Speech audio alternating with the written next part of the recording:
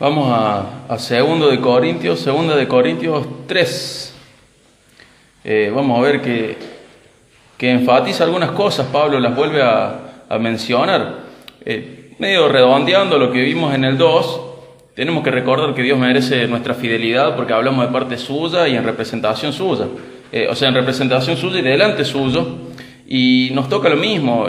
Tenemos encomendada la tarea de anunciar el Evangelio a todos, en todos los lugares, enseñar todo lo que Jesús enseñó, bautizar nuevos discípulos, anunciar sus virtudes, y tenemos que estar en ese trabajo siempre y afrontar esta responsabilidad con madurez, reconociendo que la obra de Dios avanza a pesar nuestro y no gracias a nosotros, y agradecerle también al Señor por la misericordia y el honor que nos da de hacer este trabajo. El discipulado, el evangelismo es un gran honor. Que el Señor nos permita hacer estas cosas constituye una bendición muy grande.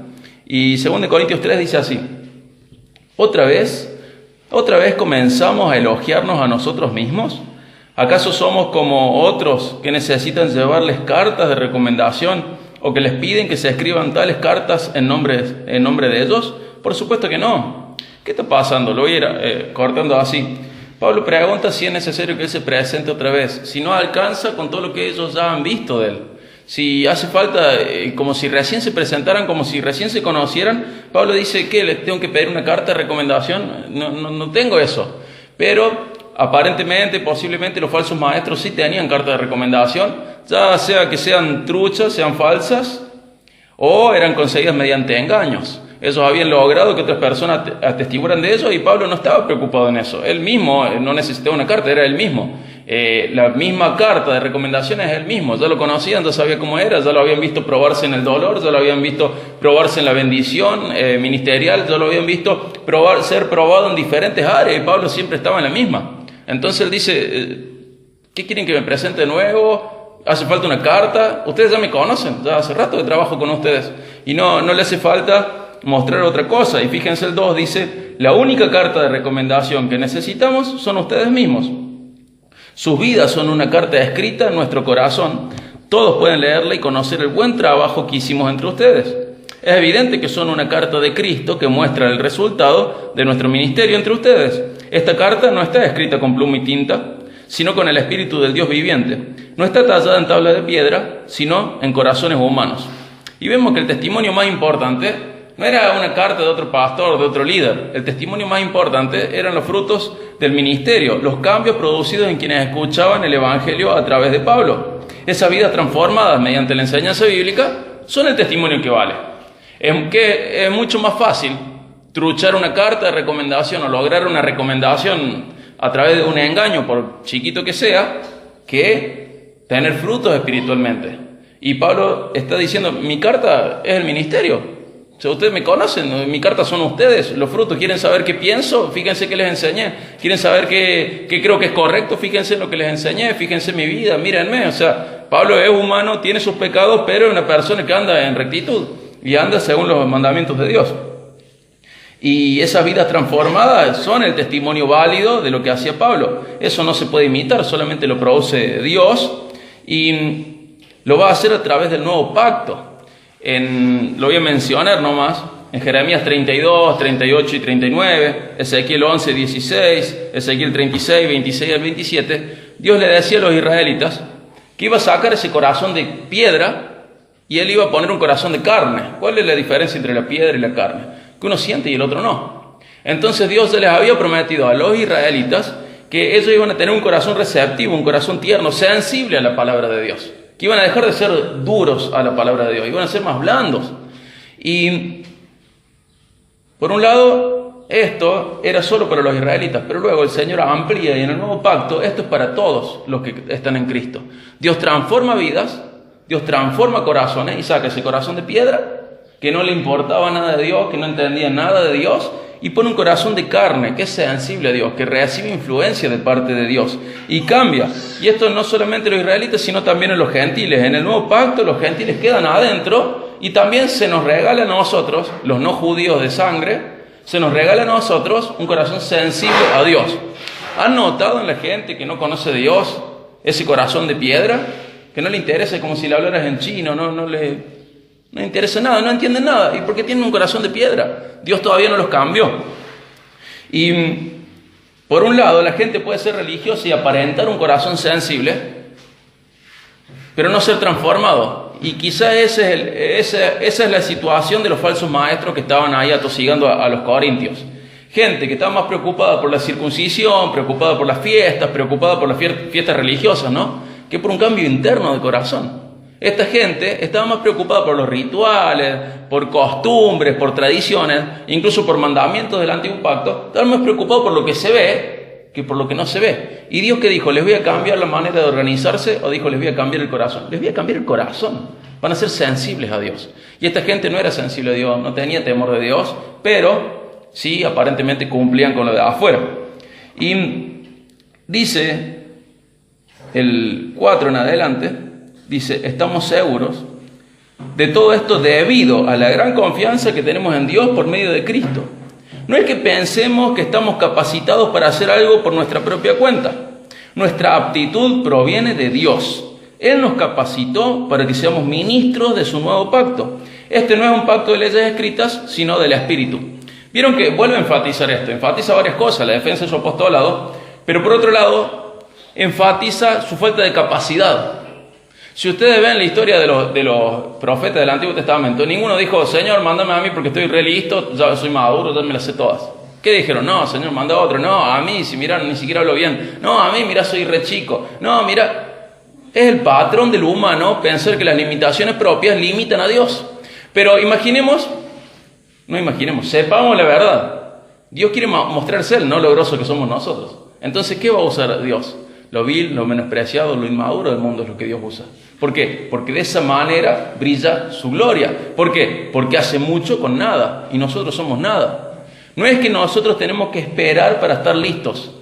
¿Dios estará listo? Sí, lo está. Bueno, ya está. Él es el importante. El resto somos simplemente servidores, simplemente, por decirlo de alguna manera, guantes de la mano de Dios, la parte visible. Pero en realidad lo que importa es lo que está adentro, es la mano, es Dios. El que hace la obra es Dios, el dueño de la obra es Dios, y el que hace el trabajo importante es Dios. Nosotros vamos a ayudar, nos sumamos al trabajo de Dios. Dios nos usa, trabaja a través nuestro, pero ni Pablo pensaba que estaba capacitado.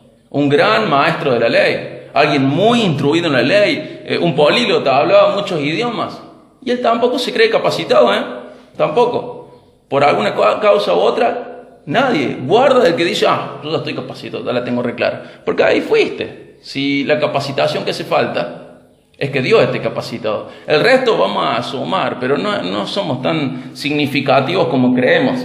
Y dice que la aptitud viene de Dios, pero ellos no creen estar capacitados. O sea que en el ministerio lo que hace que las cosas funcionen es Dios, no la capacitación de ellos. Y dice que los capacitó, los hace capaces de ser ministros ¿de qué?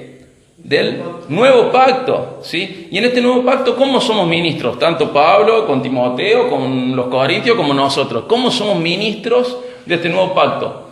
Una de las maneras de ministrar en este nuevo pacto es la que se nos va a decir más adelante. Ahora me gustan más los capítulos que siguen. El 3 es medio como repetir el 2 en algunas cosas.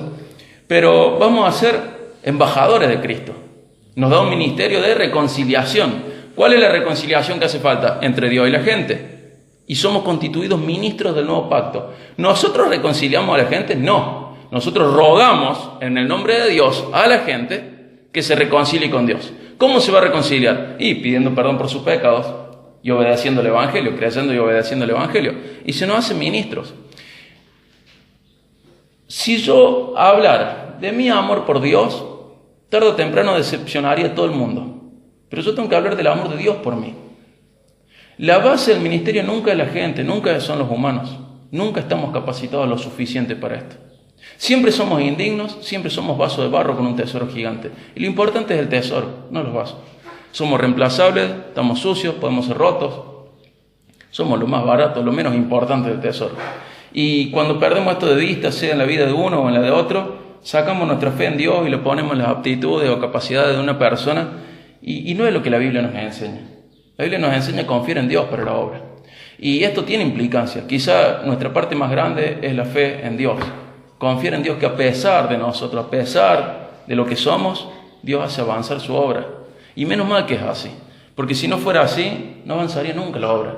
Porque si fuera por nosotros, gente, somos tan inmaduros, tan necios, tan débiles, tan inconstantes, tan faltos de integridad. Y a Dios no le falta ni constancia, ni integridad, ni madurez. Y descansa en Él y en sus virtudes la obra. Y esto es hermoso. No es un justificativo para que nosotros no crezcamos, nada que ver. Es sacar la fe en nosotros, en las aptitudes de otro, y ponerlas todas en Dios. Porque incluso hay gente que ha sido re grosa, re capaz, y ha caído en pecado. Y como estaba la obra sostenida en esa persona, se vino todo abajo. Y la gente tenía fe en esa persona, en vez de tener fe en Dios. Y tenemos que saber, ni siquiera Pablo se sentía capacitado. Moisés, uno de los mayores profetas, si es que no es el mayor de esa etapa de la historia. Señor, manda otro, yo ni siquiera puedo hablar bien. Jeremías, soy muy chico, Señor. Manda otro. Pero el que habla bien es Dios, y el que no es muy chico es Dios, y el que está capacitado es Dios, y Él es el que hace que las cosas avancen. Si nosotros fuéramos los mejores y estuviéramos llenos de dones, y Dios no nos bendijera, no avanzamos para nada. Pero si ponemos nuestra fe en Dios, por lo menos sabemos que estamos haciendo bien las cosas y podemos tener esta confianza que Pablo tenía. ¿En quién confiaba Pablo? ¿En sus aptitudes? No, confiaba en Dios, que Dios era el que hacía las cosas. Nosotros no somos nada, no podemos hacer nada. Él puede hacer todo. Ay, muchas gracias. Y en este nuevo pacto, las leyes van a ser escritas, ¿en dónde? ¿Cómo? En el corazón. Y no son escritas en una tabla, en piedra, sino que el Espíritu Santo lo va a escribir en el corazón. El antiguo pacto, ¿a qué llevaba? Si uno se metía en el antiguo pacto, el pacto de Noé, el pacto, de Noé no, de Moisés, el pacto de Éxodo, el pacto de Deuteronomio, ¿a dónde nos llevaba esta ley? ¿Se acuerdan la ley de Moisés, la ley del Sinaí? ¿A dónde nos llevaba? A ver todos nuestros defectos y pecados. A dos cosas, una es esa, a ver más nuestro defecto y pecado, y otra a ver el carácter santo de Dios, santo. Dios decía, no se hace esto. ¿Qué decía? Por ejemplo, el día de reposo se reposa, no puedes trabajar ni vos, ni tu siervo, ni tu sierva, ni tu empleado, ni tu empleada, ni tu esclavo, nadie en tu casa puede trabajar el día de reposo. Y uno probó, dice el Pentateuco, uno salió y fue a juntar leña. Uno junta leña porque está aburrido, ¿por qué junta leña? Porque va a querer comer, posiblemente, o tenga frío. ¿Y saben qué hizo el pueblo? Obedeciendo a Dios, lo apedreó a esa persona. Y es re triste. Pero Dios dijo, no hagas nada el día de reposo. Y vos lo hiciste. O sea, y muestra el carácter santo de Dios. Que Dios quiere un pueblo único, que se identifique y sea diferente al resto del pueblo por sus costumbres, por sus tradiciones, por los mandamientos. Esto le daba identidad al pueblo. Y al final, en vez de descansar uno cada 7, siendo que Dios instituyó eso y lo hizo, nosotros decimos, no, ¿qué va? Y uno no descansó y fue apedreado. Y es re triste porque fue apedreado en obediencia. Y es re triste. Y yo creo que esa persona, no sé, estoy seguro que no debe haber pensado que Dios no era tan severo. Decía, no, pero Dios no se debe enojar tanto si tengo frío, tengo hambre. Y es durísima la ley. Pero ¿a dónde nos lleva la ley? A ser malditos. Porque dice, si no cumplen toda la ley, es como si no cumplieran nada. Es como un bloque. Si por ejemplo dice, no puedes robar, no puedes matar, no puedes codiciar lo del otro, no puedes mentir, no puedes tener otros ídolos. Y vos, por ejemplo, mentís, sos culpable de toda la ley. Es como si hubieras robado, como si hubieras matado, como si hubieras asesinado, como si te hubieras arrodillado a Gauchito Gil, a ídolos. La ley era terrible. Mostraba nuestro pecado. ¿Es bueno que sea evidente para nosotros nuestro pecado? Sí, porque nos humilla. ¿Pero es lindo? No. Y mostraba el carácter de Dios. ¿Y nos convenía eso? No, porque nos encontramos con un Dios imposible de sobornar, imposible de agradar. Entonces, ¿esto a dónde nos empuja la ley indirectamente? A pedir misericordia a Cristo. Nos lleva a entender que necesitamos un Salvador. Y el viejo pacto nos llevaba a esto, nos empujaba hacia la maldición, hacia la muerte, pero indirectamente nos decía, bueno, ustedes necesitan otra cosa, no un código moral de conducta o religioso, sino que ustedes necesitan un sustituto. Y en este nuevo pacto hay diferencias grandes con el viejo, ¿sí? Una sola cosa voy a decir antes de hablar del viejo y el nuevo, es que si bien dice que ninguno está capacitado lo suficiente, al mismo tiempo dice que Dios nos capacita. ¿Cómo es capacitado el cristiano? En dos palabras, ¿cómo es capacitado el cristiano? A través de la Biblia y el Espíritu Santo. Los institutos bíblicos surgen porque las iglesias no están a la altura de enseñar profundamente la Biblia. Y porque los miembros de las iglesias no estudian lo suficientemente en profundidad la Biblia. Pero Dios, a través de la Biblia, ha hecho que una persona en Cristo pueda ser capacitada para ir a un ministerio al nivel que Él quiere, ¿no? Que no es tan grande porque el que hace falta es Dios. Pero hemos fallado tanto en estos 2000 años de iglesia que hace falta una agencia misionera, hace falta un instituto bíblico, cosas que en la Biblia no existieron. ¿Por qué? Porque en la iglesia hemos bajado tanto el nivel de nuestra enseñanza, tanto el nivel del devocional individual, que hacen falta estas cosas para parchar lo que falta. Pero Dios capacita a los suyos a través de la Biblia y a través del Espíritu Santo, con el Espíritu Santo a través de la Biblia. Y nos hace falta entender que nuestra capacitación real no está en un instituto bíblico, está en casa, al lado de nuestra cama, está en nuestra mesa de luz, está en nuestro comedor, está en nuestra repisa, a veces está en nuestras rodillas en el suelo. Pero la capacitación de Dios de primera mano está en casa, está donde estemos nosotros. El Señor así lo quiere. Y tenemos que ponernos las pilas. Ojo, obviamente no digo que no estudiemos en institutos bíblicos. Digo que no descansemos en institutos bíblicos. Y sepamos que Dios nos quiere capacitar de manera gratuita. Lo sepamos y lo hagamos. Y nos pongamos las pilas. Y si podemos ir a un instituto bíblico, vayamos, porque de esa manera vamos a ser bendecidos a través de otros maestros. Pero ese no es el plan original. El plan original es la persona y es la comunidad a la luz de la Biblia guiada por el Espíritu Santo. El resto son parches. Hermosos parches, de mucha bendición los parches, pero el plan original es un pueblo creciente y obediente a la Biblia. Esa es la capacitación que Dios da. Y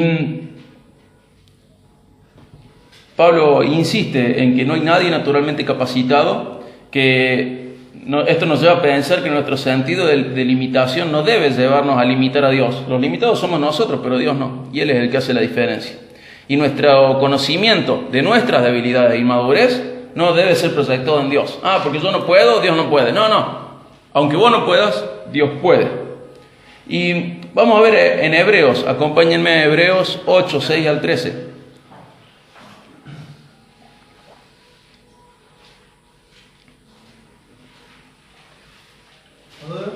Hebreos 8, 6 al 7. Perdón, al 13. Fíjense cómo se comparan los dos pactos acá.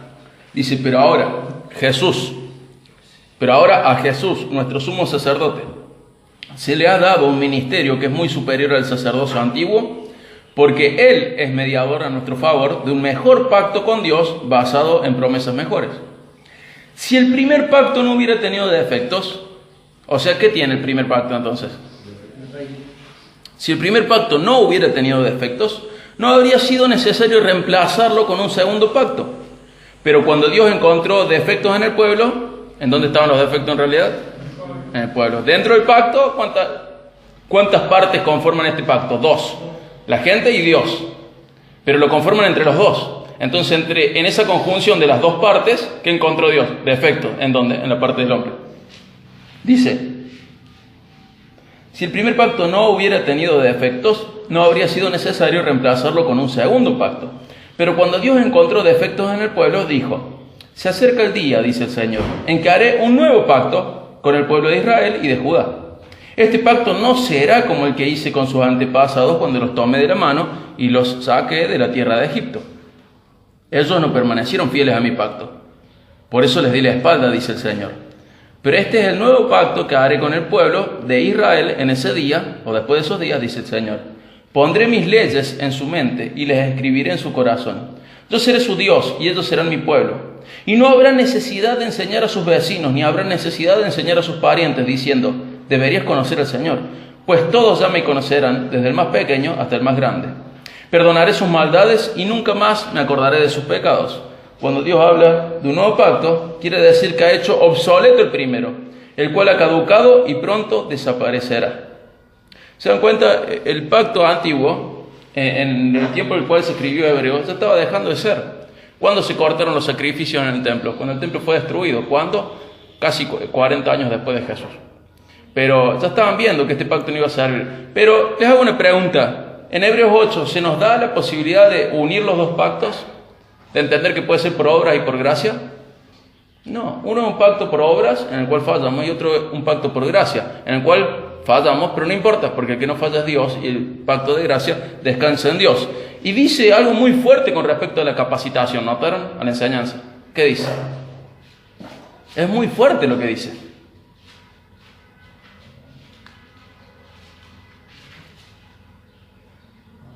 Es muy loco. No habrá necesidad de enseñar a sus vecinos, ni habrá necesidad de enseñar a sus parientes, diciendo de conocer al Señor es Padre. ¿Sí? ¿Se dan cuenta en el pacto en el que estamos? Pues todos ya te conocen. ¿Se dan cuenta? Dios se ha hecho conocible. No es 100% comprensible Dios para nosotros, pero sí es conocible. ¿Pero qué nos falta muchas veces? Horas traste, le digo yo. Horas sentado en la silla leyendo la Biblia. Pero el Señor nos ha metido en un pacto en el cual nosotros podemos ser capacitados a través de la Biblia en oración. ¿Nos sirven los maestros de la iglesia? Sí, están para eso, porque no todo el mundo tiene capacidad para entender todo. Y no está mal. Pero lo grueso de la Biblia, cada uno lo puede entender en su casa. A alguno le costará un poquito más de tiempo, otro le costará menos. Es como ir al gimnasio. Yo hoy no debo levantar nada de peso. ¿Alguna hora está yendo al gimnasio? Ah, se nota, se nota. Entonces Martín debe hacer en press banca, de pecho, un peso que yo no. Pero él cuando no iba al gimnasio no podía levantar lo que hoy levanta. Cuando vos empezás a agarrar la Biblia, es como el primer día del gimnasio. Te duele todo, te molesta, decís, pero no entiendo nada, qué sé yo. Tenés que seguir, así como le das al gimnasio, tenés que seguir avanzando en la Biblia, leyendo la Biblia. No hay ningún mejor maestro que el Espíritu Santo. No hay ningún mejor libro que la Biblia. Y tenés al mejor maestro, tenés al mejor libro y tenés que dedicarte a ellos. Y a veces va a hacer falta mucho tiempo para entender algunas cosas. No todas las cosas son iguales de claras. Pero tenés que conocer la Biblia. Tenés que saber lo grueso. Tenés que haberla leído entera, porque leyéndola entera vos decís, viene por acá la cosa. Antes de leerla entera se te hace un lío bárbaro, te confundí un montón. Pero quiero que sepas que Dios quiere capacitarte a través de la Biblia. A través de la Biblia, a través del Espíritu Santo. Y este pacto, nosotros si vamos sumando otras cosas, podemos ver que no era solo para judíos de raza, sino para los que son espiritualmente pueblo de Dios. Acompáñenme a Romanos 2, 28 al 29. Romanos 2, 28 al 29.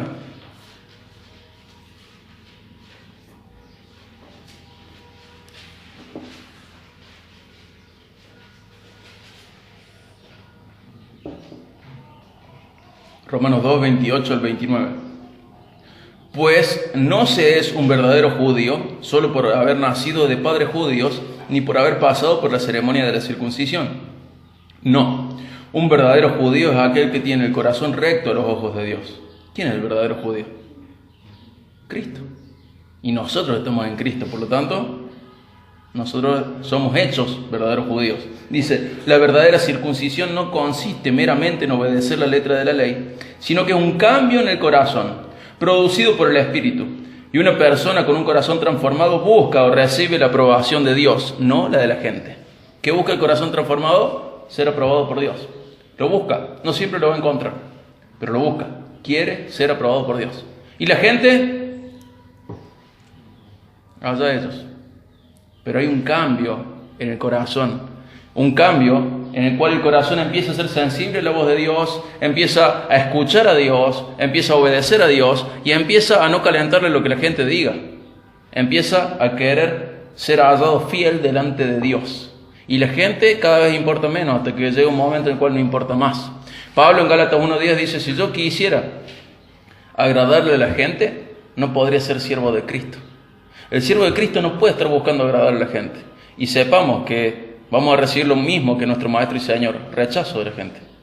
Cuando brillamos por la Biblia y obedecemos la Biblia, somos rechazados.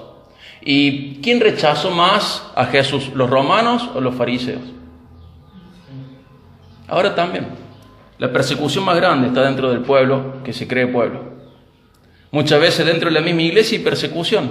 ¿Y cómo puede ser? Y sí, porque sigue el fariseísmo, sigue todo ese tipo de gente que es religiosa, pero no de la buena manera, sino de la mala. Y muchos caen en el error de querer agradarle a ese tipo de gente.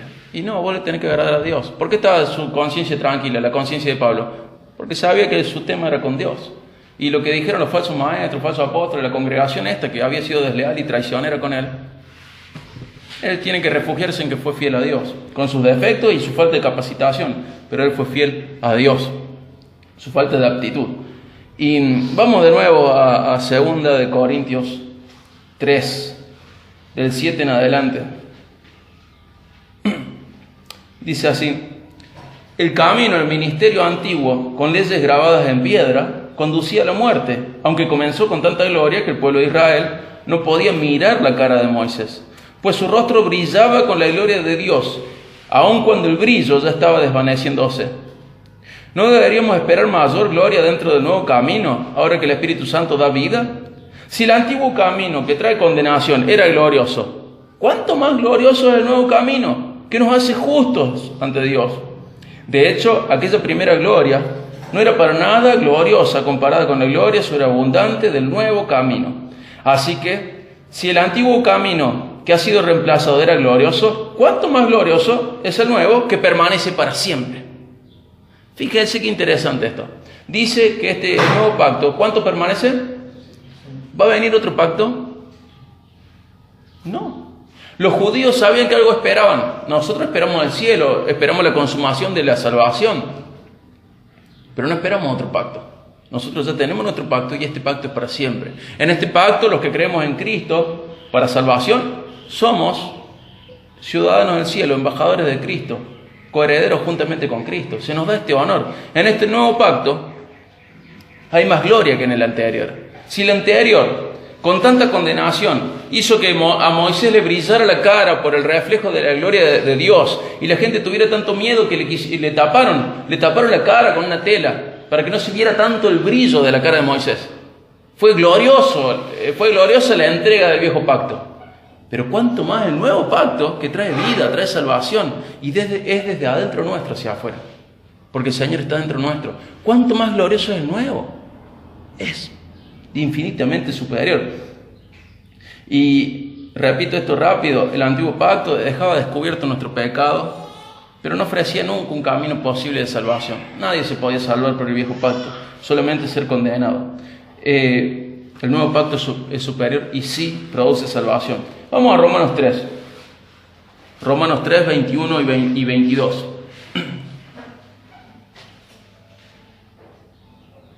Dice así: pero ahora, tal como se prometió tiempo atrás en los escritos de Moisés y de los profetas, nosotros mencionamos Jeremías y Ezequiel, por ejemplo, Dios nos ha mostrado cómo podemos ser justos ante Él sin cumplir con las exigencias de la ley. Dios nos hace justos a sus ojos cuando ponemos nuestra fe en Jesucristo. Y eso es verdad para todo el que cree, sea quien fuera. ¿Se dan cuenta? No importa un montón de cosas.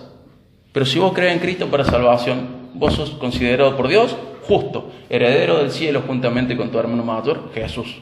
Y las obras de la ley, no, aparte, son otra cosa. Esto es muy glorioso porque ¿qué hicimos para merecer esta justificación? Nada. Dios estaba buscando lo peor del mundo y nos encontró. No merecemos para nada esta justificación. Sin embargo, hemos sido justificados. ¿Por qué? Por creer en Cristo. Y esto es hermoso, es un honor gigante. Y es muy loco que a nosotros se nos atribuya la vida del judío perfecto, siendo que nosotros tenemos totalmente otra vida. Acompáñenme a Filipenses 3. Filipenses 3, 9. Pablo también dice, Filipenses 3, 9. Ya no me apoyo en mi propia justicia, por medio de obedecer la ley. Más bien, llego a ser justo por medio de la fe en Cristo. Pues la forma en que Dios nos hace justos delante de Él se basa en la fe. O sea que yo tengo confianza en Dios y soy declarado justo. ¿Saben lo que es justo en este sentido? ¿Qué es justo en este sentido? ¿Es que somos un juez que siempre dice lo que está bien? Decimos, no, ese es culpable y ese es inocente. No, justo en este sentido es correcto. Que vos seas declarado justo es que vos seas declarado como si vos hubieras sido siempre correcto, moralmente correcto, que siempre hubieras hecho lo bueno y nunca hubieras pecado. Esta justicia de la que estamos hablando, esta justificación, esto de ser declarado justo, es que miren tu vida y el juez diga, esta vida no tiene pecado, esta vida ha sido siempre correcta, esta vida nunca ha hecho algo que sea malo, sino que siempre ha hecho lo correcto, lo bueno, lo perfecto. ¿Alguno de nosotros entra en ese lugar? No, excepto por una manera, por fe. ¿Por fe en qué? En Cristo, en su obra, por confiar en que esto es así. Por confiar en que esto es así. ¿Lo puedo comprobar esto? Y en un sentido pragmático lo voy a comprobar cuando esté en el cielo. Porque algunos de ustedes tienen el teléfono acá de Jesús para decir, che, Jesús, ¿te acordás de mí? Nos sacamos una selfie, así me creen los demás que soy salvo. ¿Alguien puede comprobar así, tener un certificado de salvación? No. Todos confiamos en el Evangelio. Confiamos en que Dios nos ha salvado. Y ejercemos fe en esto. Fíjense que no se nos pide cumplir con toda la ley. ¿Qué se nos pide? Tener fe en que el camino de salvación es Cristo. Tener fe en Cristo. Tener fe, la fe de Cristo. Se nos pide esto. Es muy loco. Es muy loco. Tan loco que el que no es cristiano no lo puede creer. Y al cristiano nos cuesta entender un amor tan grande. Somos declarados como personas que nunca pecamos. Somos declarados como personas perfectas, siendo que no somos para nada perfectos ni puros. Y fíjense que Pablo dice, yo no me apoyo en mi propia justicia. ¿Se portaba bien Pablo? O sea, ¿él tenía una vida recta? ¿Qué piensan ustedes? Sí, bastante, sí. ¿Y qué decía? Pero yo, fariseo de los fariseos, si Dios decía que no podía hacer esto, yo además me prohibía otras cosas. Y estudiaba la Biblia, Pablo sí, la estudiaba, y tenía ministerio sí, y cuando vio una secta que surgía, que luego nos transformamos en los cristianos, ¿qué quiso hacer? Y borrarla de la tierra, porque era celoso, él no quería que el pueblo de Dios sea trastornado. Una persona recta en cierto sentido, pero le servía de algo en el Evangelio, no, porque en el Evangelio lo que te sirve es la fe, no tu conducta. La fe, para salvación, la fe. Luego, por la fe que tenés y por la salvación que recibís, cambias tu conducta, tu conducta es cambiada, pero no al revés. Y dice él que no se apoya más en su justicia, en su rectitud, que él no está confiando en que haya obedecido la ley, sino que llega a ser justo por medio de la fe en Cristo. Y esa es la forma en la que Dios nos hace justo delante de Él. Se basa en la fe. Y el viejo pacto fue temporario, pero el nuevo pacto permanece para siempre, no se vence, no caduca, es eterno. Fíjense, volvemos a 2 Corintios 3:12 y después nos vamos a Pedro. Dice, ya que este nuevo camino nos da tal confianza, podemos ser muy valientes. ¿En qué podemos ser valientes?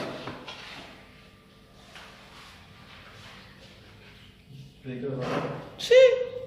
Si yo no estoy predicándome a mí, yo no estoy diciendo sean tan buenos como yo no estoy diciendo miren, tienen que imitarme a mí para llegar al cielo. ¿Qué estoy diciendo? Miren la porquería que soy, y aún así Dios me salvó y yo lo único que tuve que hacer es depositar mi fe en Cristo.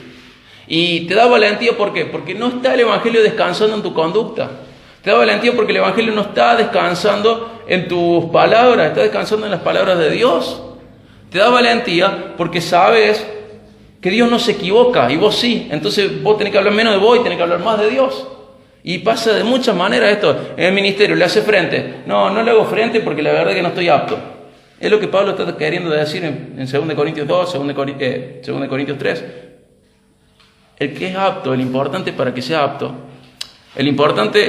la aptitud importante acá es la de Dios. Y Dios siempre es apto. Nosotros nunca somos aptos. Nunca, Y la diferencia entre Cristo y nosotros es lo que hicimos el otro día. Entre cualquiera de nosotros y el sol, al lado de otro. Y voy a decir, ¿pero cuánto diferencia? 10 centímetros de diferencia.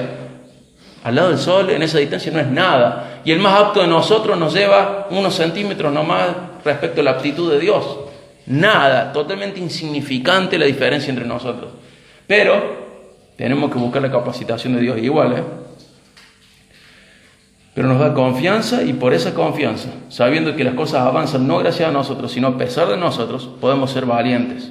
Fíjense, 1 de Pedro 1:13. 1 de Pedro 1:13.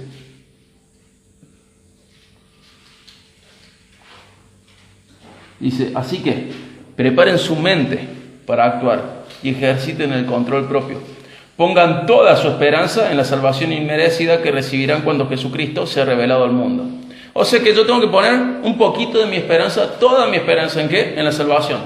Puedo predicar, ¿por qué? Y porque con valentía y con confianza. ¿Por qué? Y porque no te estoy contando mi historia, te estoy contando la historia de Dios con la humanidad.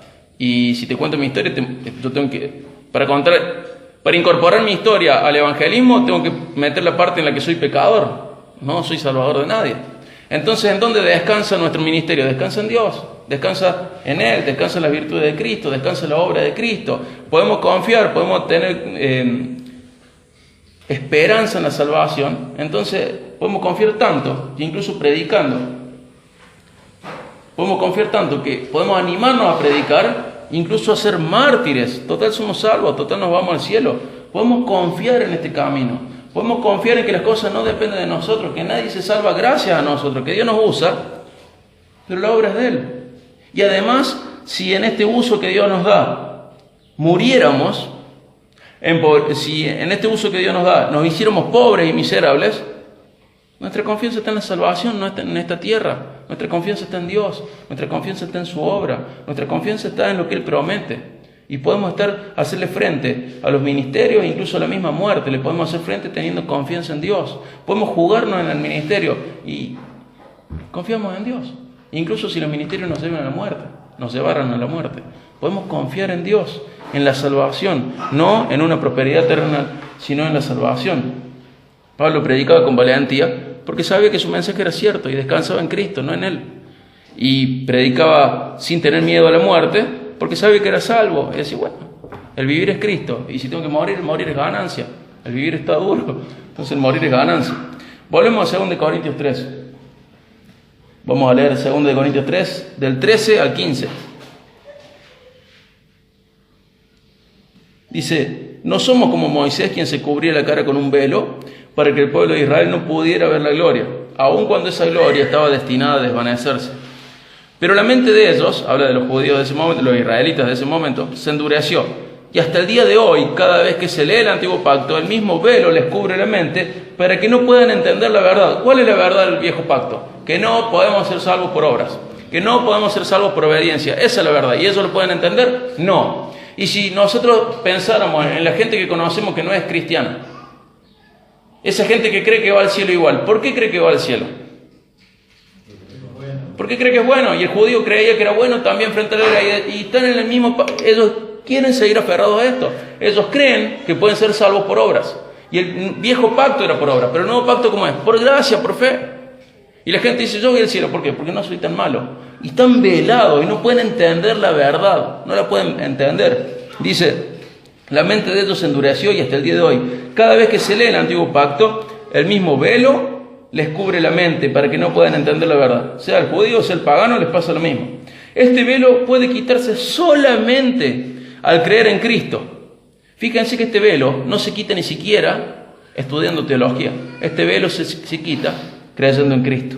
Efectivamente, dice, incluso hoy en día, cuando leen los escritos de Moisés, tienen el corazón cubierto con ese velo y no comprenden. ¿Vieron? No comprenden, no informan, no entienden. Y lo tenemos que llevar a Cristo y sacarlo sobre y llevarlo a Cristo. Es por gracia, es por fe. Cuando aparece Cristo, podemos entender que la ley del viejo pacto era para llevarnos hacia Él, para llevarnos hacia el Salvador. La ley no era para salvarnos, la ley era para mostrar nuestra necesidad de un Salvador. Si con un pacto que traía condenación a los pecadores se vio tanta gloria, ¿cuánto más en uno donde los pecadores son adoptados como hijos, recibiendo la herencia del cielo? ¿Cuánto más glorioso es este pacto? La gloria del nuevo pacto está expresada en Cristo también. Fíjense Juan 1:14.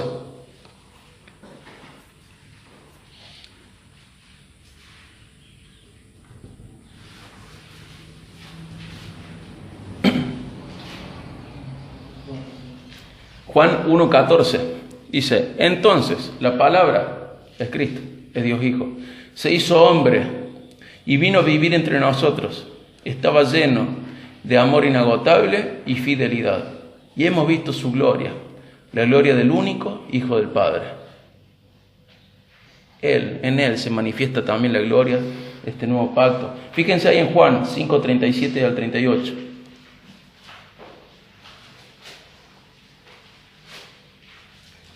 El Padre mismo, quien me envió, ha dado testimonio de mí. Ustedes nunca han oído su voz ni lo han visto cara a cara. Y no tienen su mensaje en el corazón, porque no creen en mí, que soy a quien el Padre les ha enviado. Y vemos, si Moisés recibiendo las tablas se llenó, voy a decir de una manera mala, se le contagió un poco de la gloria de Dios. Entonces su rostro quedó brillante y lo tuvieron que tapar. La gloria de Cristo, reflejando la gloria del Padre, debería verse en nosotros. Y no es un brillo físico, no hace falta un velo, pero sí debería verse en nuestra conducta, en nuestras acciones, en nuestra fe, en nuestra confianza, en nuestros ministerios, en nuestra confianza ministerial también. Tiene que verse la gloria del Padre reflejada en nuestro accionar. ¿Por qué? Porque tenemos que estar siempre mirando al Hijo, y el Hijo a quien está mirando al Padre. Y tenemos que brillar con el reflejo de aquel que está reflejando la gloria del Padre. Volvemos a 2 Corintios 3. Por 2 versículos nomás, 16 y 17. En cambio, cuando alguien se vuelve al Señor, el velo es quitado. Pues el Señor es el Espíritu, y donde está el Espíritu del Señor, allí hay libertad. ¿Libertad para qué? ¿O libertad de qué? Del pecado y de la ley también. Entonces no somos esclavos de la ley ni somos esclavos del pecado. Fíjense en Romanos 3, 19 al 22. En este nuevo pacto hay libertad. Romanos 3, 19 al 22. Bueno, en Juan 8 dice quién nos hace libres. ¿Quién nos hace libres? El Hijo. Si el Hijo nos hace libres, somos verdaderamente libres. Romanos 3, 19 al 22. Obviamente la ley se aplica a quienes fue entregada, porque su propósito es evitar que la gente tenga excusas y demostrar que todo el mundo es culpable delante de Dios. ¿Cuál es el propósito de la ley? Ahí en Romanos 3, 19.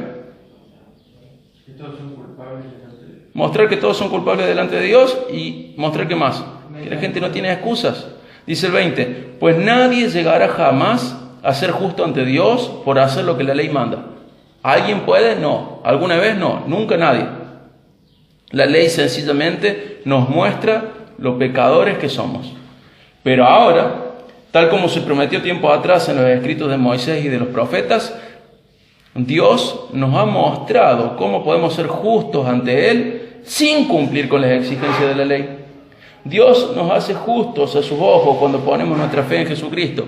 Y eso es verdad para todo el que cree, sea quien fuera. ¿Se dan cuenta? ¿Cómo cambia el pacto? ¿Qué gloria tan grande tiene el nuevo pacto? No caduca, es eterno, nos lleva a salvación. En este pacto se nos enseña el corazón. El Espíritu Santo está dentro nuestro. Dios habita en nosotros. Tenemos la Biblia, lo tenemos a Cristo. ¡Qué gloria tan grande el nuevo pacto! ¿Qué diferencia con el viejo pacto? Y tenemos que tener cuidado, porque en el viejo pacto la confianza estaba en uno. En el nuevo pacto la confianza está en Cristo. Y nosotros tenemos un corazón muy tendiente al viejo pacto, a pensar que por nuestras buenas obras vamos a tener algún beneficio, a pensar que gracias a nosotros las cosas sirven, a pensar de manera diferente. Queremos que las cosas estén apoyadas en nosotros, cuando en realidad están apoyadas en Dios. En Dios. Volvemos a 2 Corintios 3, vamos a leer el 18.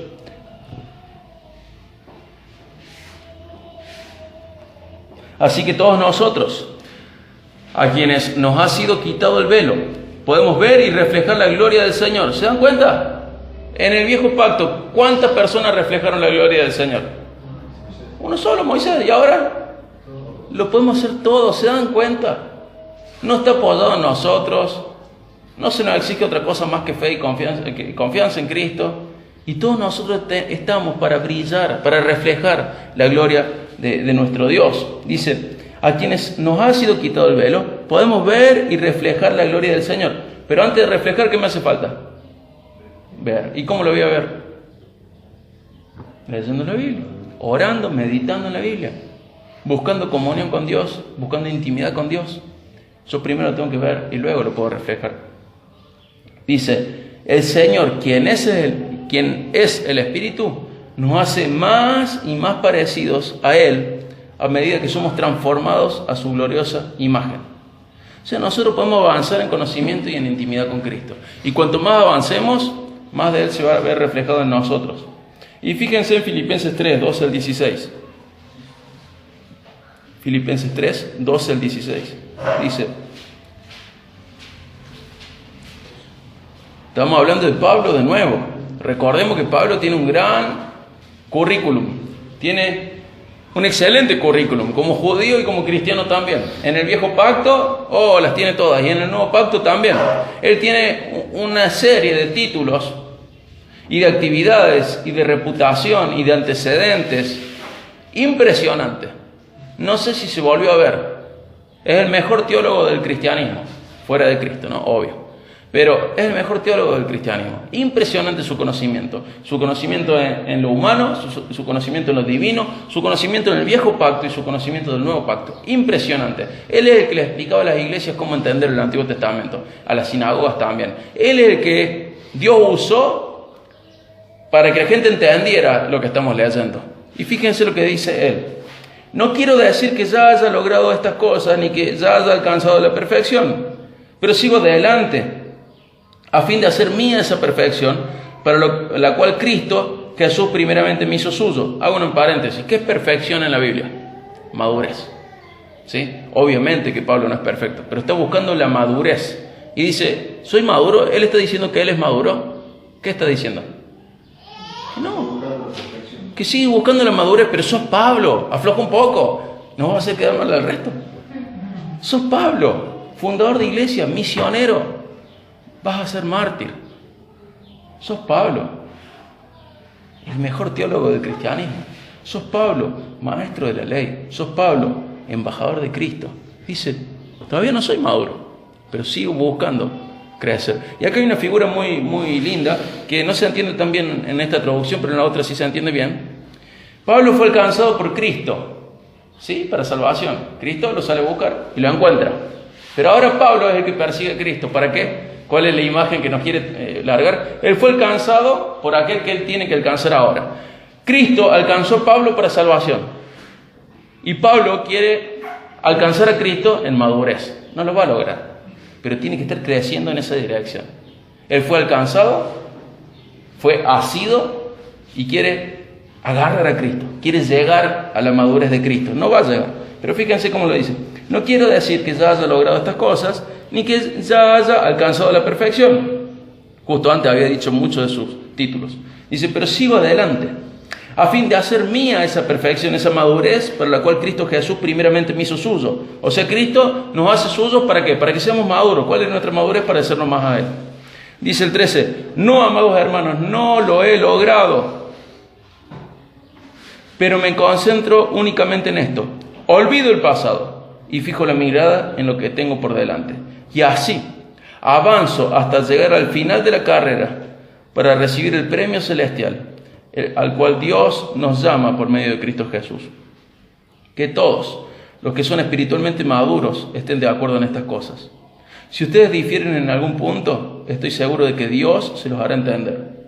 Pero debemos aferrarnos al avance que ya hemos logrado. ¿Se dan cuenta? Pablo dice, yo todavía no maduré, todavía me falta, todavía no llegué. ¿Pero qué hago? Sigo caminando en esa dirección. Pero miren que tengo todos estos títulos, pero mirando estos títulos los olvido, dejo atrás el pasado y me estiro hacia quién, hacia aquel que nunca puedo alcanzar, pero que puedo ir creciendo hacia Él, a Cristo. Si bien Cristo es inalcanzable, podemos seguir avanzando hacia Él. Es como el horizonte. La madurez cristiana es como el horizonte. Nosotros cuando vemos el horizonte y caminamos hacia el horizonte se queda quieto y lo alcanzamos. No, pero crecimos, o sea, caminamos, sí, viajamos, sí, y Cristo siempre está ahí visible, siempre avanzamos hacia Él, pero en realidad hasta que estemos en el cielo siempre es inalcanzable. Y esto es lindo porque nunca se nos acaba, y esto nos humilla. Decimos, no estoy maduro, falta, siempre va a faltar. Van a faltar menos cosas, van a faltar más cosas, van a faltar cosas más importantes o menos importantes, pero siempre falta. Y Pablo está diciendo que él todavía no es maduro. Pero esto a Pablo lo llevó a confiar en Dios y no en sus aptitudes y habilidades. Esto a Pablo lo llevó a tener fe en Dios y no en sí mismo. Y esto que Pablo está haciendo va a llevar a la iglesia de Corinto no a tener fe en Pablo, sino en ¿quién? En Dios, porque lo importante es Dios. Entonces tenemos que entender lo que nos está explicando Pablo, lo que le está explicando Pablo a la iglesia. Las cosas no son gracias a nosotros, las cosas son a pesar de nosotros. ¿Dios nos usa? Sí. ¿Quiere usarnos? Sí. ¿Nos ha honrado con la bendición de ser utilizado en su obra? Sí. ¿Tenemos que crecer en madurez? Sí. ¿Tenemos que crecer en santidad? Sí. ¿En entendimiento? Sí. ¿En capacidades? Sí. Pero cuando nos comparamos con Cristo, No le damos ni a la uñita chiquita del dedo chiquito del pie. Y esa es la comparación que vale. Entre nosotros sí, siempre va a haber alguien que es más maduro, siempre va a haber alguien que conoce más, siempre va a haber alguien, que siempre hay alguien en la iglesia que tiene la ventaja en alguna cosa. Alguno tiene más dominio propio, otro tiene mayor actitud de servicio, otro tiene mayor conocimiento, pero ninguno de nosotros es Cristo. Y no podemos esperar a que alguno de nosotros sea como Cristo para hacer las cosas. Lo que nosotros tenemos que esperar es en que Dios hace las cosas, a pesar de todos nosotros. Porque ninguno de nosotros nunca llega a ser como Cristo, excepto en el cielo. Sigue siendo un horizonte. Y alguno avanza en una cosa, otro avanza en otra, pero siempre nos está faltando. Cuando nos comparamos con Cristo, tenemos que caer como Pablo y decir, che, soy un inmaduro, todavía no lo alcancé, todavía me falta. Y esto me tiene que llevar a poner la confianza en otra cosa. Y quiero cerrarlo con 4 frases, o 4 puntos. Confiemos en la capacidad de Dios, y no en las nuestras ni en la de los otros.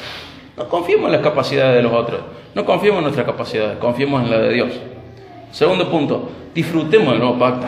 Es hermoso el nuevo pacto. Todos no somos la vid y se nos pide fruto.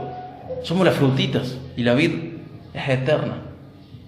Qué hermoso saber que las cosas ya no dependen de nosotros y por eso podemos ser salvos. Disfrutemos del nuevo pacto. Seamos leales al pacto que hay entre Dios y nosotros. No hay nada que merezca más lealtad y devoción que Dios. Este pacto tiene 2 partes, exige una cuota de lealtad. Nos exige lealtad a nosotros. ¿Vamos a fallar? Sí. Pero tenemos que aprender a fallar cada día un poquito menos. Pero siempre vamos a fallar. Y brillemos reflejando el brillo de aquel que refleja al Padre. Crezcamos en intimidad con Cristo, crezcamos en intimidad con Dios, y que su brillo en este nuevo pacto se haga evidente en nosotros, ¿sí? Vamos a orar para terminar.